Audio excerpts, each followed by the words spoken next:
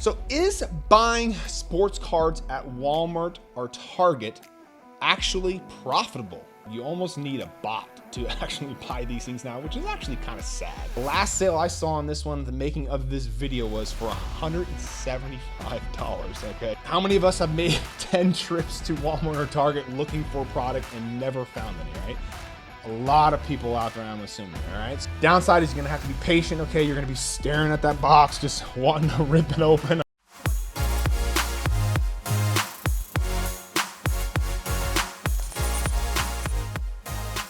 All right, hey everybody, welcome back to another episode of the Powers Sports Memorabilia Show. I am your host, Matt Powers. Thank you again for joining me. Please visit the website, powersportsmemorabilia.com. Also give me a follow over there on Instagram at Powers Autographs. So is buying sports cards at Walmart or Target actually profitable? And that's what today's video is going to be all about. It seems like finding blaster boxes at Walmart or Target is almost impossible to find. I guess you're better off finding a Yeti in the wild, it seems like. I mean, these things are just very hard to locate. People are camping out for hours waiting for this product, which just seems insane to me. But there can be big profit margins that can be had if you find this product at its original MSRP. But again, it's very difficult to find. And if you're lucky to score this product, are you actually making money? And that's what we are going to be diving into today. And again, these are just my own thoughts, just to get you guys critically thinking about the hobby. Always do what's best for you and your collection, all right? So before we dive into the numbers and see if it's actually profitable to make money off these blaster boxes, let's talk about the product that I'm going to be using in the example today. Yes, there are other products that you can buy at Walmart and Target, other cards and all that kind of stuff. But for the purposes of this video, I'm just going to be talking about probably the most popular product in 2021 is the 2020-2021 Prizm Basketball Prizm Basketball Blaster Box. This is LaMelo Ball's year. Now, what is a blaster box? Comes with 6 packs per box, and you get 4 cards per pack. So 24 total cards. On average, there's that term again, on average, you can find 1 autograph or 1 memorabilia card per blaster. They typically retail for about $20 plus tax and shipping, so about $1 a card. So very, very affordable. And you can sell these on the secondary market for about $200 or so sometimes. So you can see how these are very, very sought after and very popular to get. All right. Where can you find blaster boxes at? You can find them online, or you can find them at big retailers like Walmart and Target. However, buying them online is very, very difficult. You almost need a bot to actually buy these things now, which is actually kind of sad. You know, bot's this software program that basically essentially does the ordering for you. It works way faster than any human being ever could. So people use these bots to basically, outperform any of the humans they could get, and they get all these boxes and they buy them in bulk, buy as many as they're allowed to. It's just crazy, Definitely don't approve of that, but it's just what people are doing nowadays. Your only other option is do what these other people do and go into the big box retailers and find them there and buy them at Walmart and Target and other places like that. However, timing it can be very difficult, okay? You got to time it basically right when the distributor gets there, or you just got to be lucky and happen to walk by and there's some cards there, which almost never happens anymore. So people are just trying to time it when that distributor gets there so they can get in line and get this product. But again, it's very difficult. Even if you show up there, you're not guaranteed to get the product. Oftentimes they have a lotteries when people show up there. So it's just insane, all for a $20 or so box of cards. So can buying blaster boxes be profitable and worth your time? Okay, that's the point of this video. Well, this depends on where you are buying them and what you decide to do with them, all right? So if you got a bot and you're lucky enough to buy them online at the base MSRP price, yes, of course, these can be very, very profitable, all right? Take, for example, the 2020-2021 Basketball Blaster Box. You're the one we're talking about today. You can purchase it online for about $20. And the last sale I saw on this one, the making of this video, was for $175, okay? So that's a big time profit there. You're talking, 800+% minus your shipping and selling fees. So yeah, if you can do that and buy them and sell them, obviously that's a no-brainer to do it that way, all right? But Let's go ahead and talk about getting it from the physical store, which is what most people I kind of end up trying to do. If you're driving to Walmart or Target to do some grocery shopping and you just want to check the card aisle out and to see if there's any cards there you happen to get lucky, okay, that's one thing, okay? It's almost similar to buying it online from a time perspective, okay? You're already doing your shopping there. It's not costing you really any extra time to go look for these things, okay? However, and this is where I think probably most of us fall into this category here, if you're making specific trips to Walmart or Target only to see if there are Prizm basketball cards there, my guess is you may actually just be breaking even. You may actually be losing money, even if you score product every now and then, okay? So let's go ahead and break down these numbers real quick, and you can see if you agree with me, all right? So Target recently has a 3-box limit, okay, on what you can buy on certain card product, all right? So yes, if you're able to score 3 boxes on one trip, that kind of changes things, okay? But for this example, I'm just going to assume that you're going to get 1 box, all right? And assume your goal is to sell these right away, okay? So your goal is you want to get $175 for it. You're going to have eBay selling fees of about $20 minus about $10 to ship priority mail, give or take a few bucks. And of course, you got your costs. Let's assume we're paying $20 for this thing, all right? So that leaves us with a net profit of $125, all right? Assume it costs us 1 tank of gas to get back and forth, all right? We'll call that $3 depending on where you live in the country and what you drive. So that leaves us with a net profit of $122. For the purpose of this example, let's assume that at your everyday 9-to-5 job that you work at right now, let's say you make the median wage, which in 2019 was $19.33 an hour, okay? So we're just gonna call it $20 to make it simple for this math. To make the one trip to Walmart or Target back and forth, let's just say it takes you 30 minutes, okay? Assuming you live somewhat close to it and you don't have to wait in line for any extravagant period of time. So if you consider your time to be worth $20 at your regular job, then it costs you $10 to make this trip, okay? You're making $10 every 30 minutes, all right?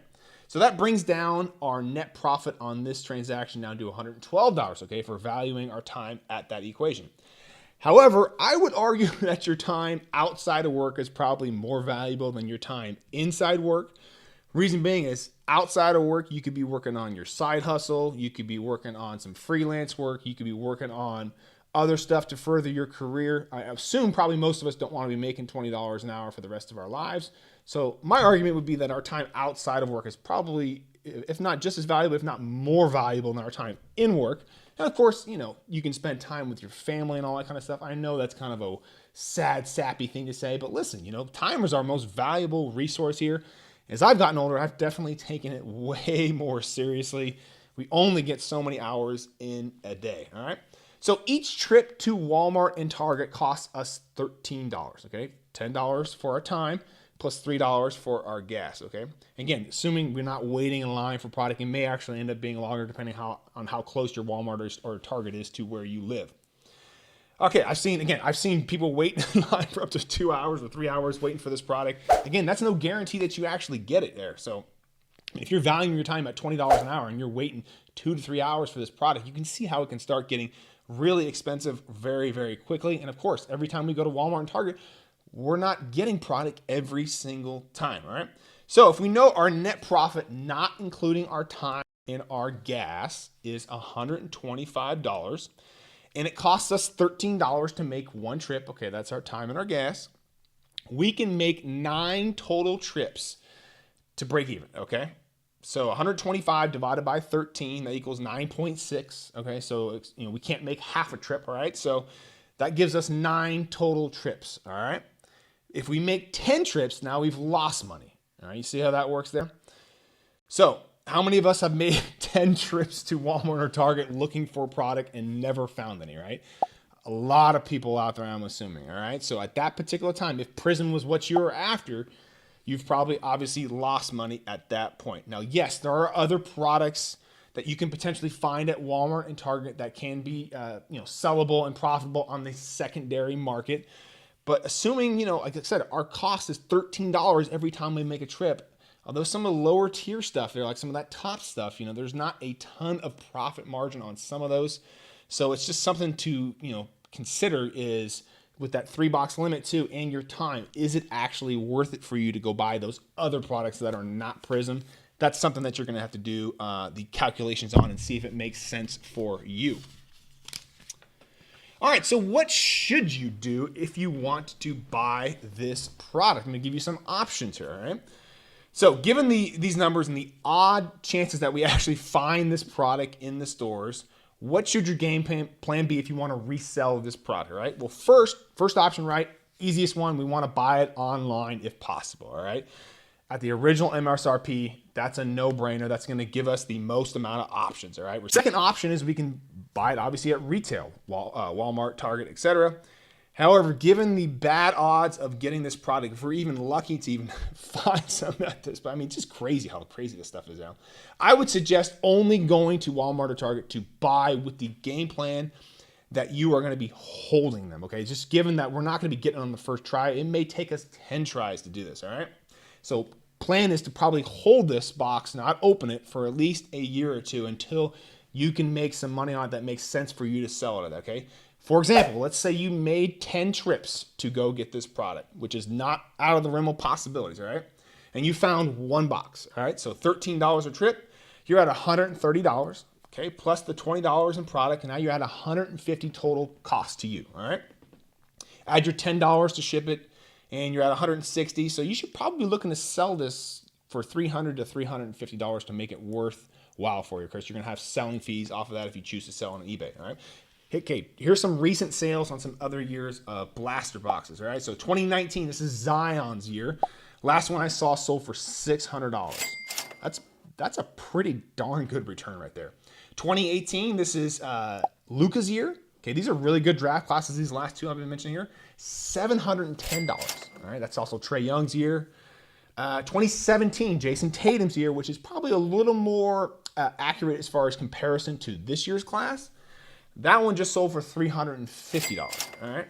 So there is definitely money to be made by holding blasters and not opening them, all right? And this leads me to my third option here, which is just buy the product at the $175 price point on eBay with the plan of just holding it. This is a little bit riskier because your cost of goods is higher, assuming, you aren't able to hit it going to Walmart and Target in the first couple tries there. But, buying at $175 with hopes of selling to $300 to $350 in a year or two, I think that's definitely doable. I don't see any problem with that. All depends on what the draft class does. If the draft class is an extreme flop, then of course prices always come down. If the draft class ends up being really good, of course prices will definitely go up there. Downside is you're going to have to be patient. Okay, you're going to be staring at that box, just wanting to rip it open. Trust me, that's why I don't buy sealed stuff if I'm not planning to open it. I don't have the strength to not open it. All right, so it's definitely not for everybody. But again, this is great because you don't have to waste time going to retail. Okay, you just buy it on eBay, you get the product, you hold it, you don't open it, and you're done with it. You don't have to waste a bunch of time at all. All right. And then the fourth option is just to buy the product wherever you can get your hands on it, whether it's your local card shop, retailers, online, and open it, hoping you're going to hit something big. With only 24 cards, there's a very, very slim chance that's happening. Don't get me wrong, I really like blaster boxes. They're probably one of the funnest parts of the hobby. I really do, because you've got a really low cost of goods there, and you got some product in there you typically cannot find anywhere else.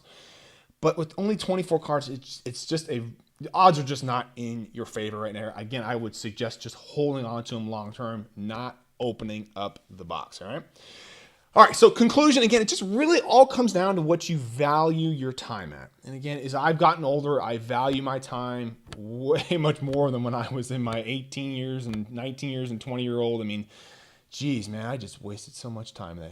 Oh my God, it's amazing the stuff I would do back then. And again, it just comes down to whether or not you think this product is worth your time and worth your investment, and if you're planning on holding it, okay? First, you need to decide what you want to do with it, and then decide if your time is worth it. Again, my hope of this video is just to get you guys critically thinking about that in a different way.